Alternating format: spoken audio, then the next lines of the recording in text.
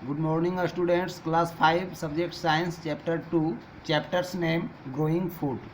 Let us learn about adding manure and fertilizer. अगला दिन हम लोग पढ़े थे क्रॉप प्रोडक्शन के बारे में। उसमें कुछ स्टेप थे, तो कुछ स्टेप के बारे में पीछे क्लास में हम लोग पढ़ चुके थे।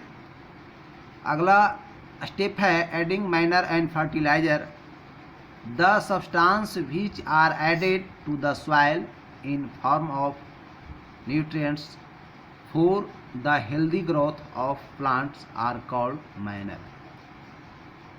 सॉइल जब प्रिपेयर करते हैं, प्रिपेयर करने के बाद जब फसलों का बुआई करते हैं, सोइंग करते हैं, तो उस समय के बाद हम लोग मैनर या फर्टिलाइज़र का इस्तेमाल करते हैं, जिससे सॉइल की फर्टिलिटी, उसकी उर्वरा शक्ति बढ़ जाती है।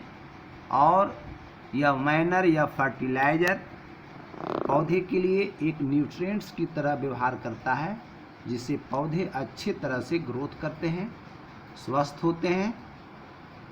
तो जो हम लोग सॉइल में डालते हैं उसे मैनर या फर्टिलाइज़र कहते हैं। They are added because growing crop continuously make the soil poor in certain nutrient.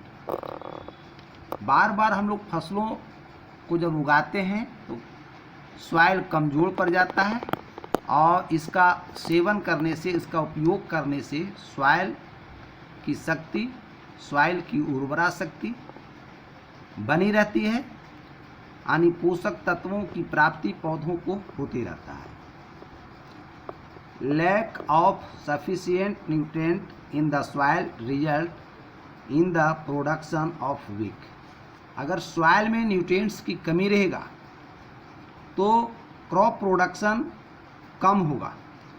Manner and fertiliser replenish the soil with nutrient, और ये जो है मिट्टी को, सॉइल को भरपूर मात्रा में न्यूट्रिएंट्स प्राप्त हो जाता है, जिससे अच्छे फसल होते हैं। सेकेंड पॉइंट, इरिगेशन, यानी सिंचाई करना है, फसलों को सिंचाई करते हैं। Water is important for proper growth of the crops. फसलों को अच्छे ग्रोथ के लिए समय समय पर बीच बीच में फसलों का, यानी पौधों का इरिगेशन किया जाता है, सिंचाई किया जाता है। Germination of seed does not take place in dry condition and the distribution of rainfall is different places. अलग अलग जगह पर अलग अलग मात्रा में, डिफरेंट मात्रा में, क्वांटिटी में वर्षा होती है। Thus for production of good quality crop field are watered regularly. इसलिए मिट्टी में जल की मात्रा को पूर्ति करने के लिए समय समय पर इरिगेशन करना जरूरी होता है, जिससे क्रॉप, फसल अच्छे हों। The extra supply of water to the crops at different interval is called irrigation. बीच बीच में जो हम लोग पौधों की सिंचाई करते हैं, पटवन करते हैं, उसे हम इरिगेशन करते हैं।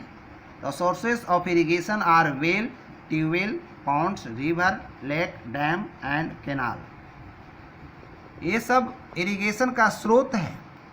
हम लोग कुओं से सिंचाई करते हैं, नलकूप से करते हैं, तालाबों से करते हैं, नदियों से करते हैं, डैम से करते हैं, नहर से करते हैं।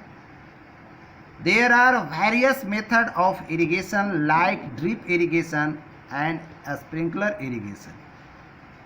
आज हम लोग देख रहे हैं कि सिंचाई करने का सिस्टम ढंग भी कुछ अलग हटके है। अगर कम जल में सिंचाई करना है तो इसका हम इस्तेमाल करते हैं इस विधि का drip irrigation, sprinkler irrigation. Thank you.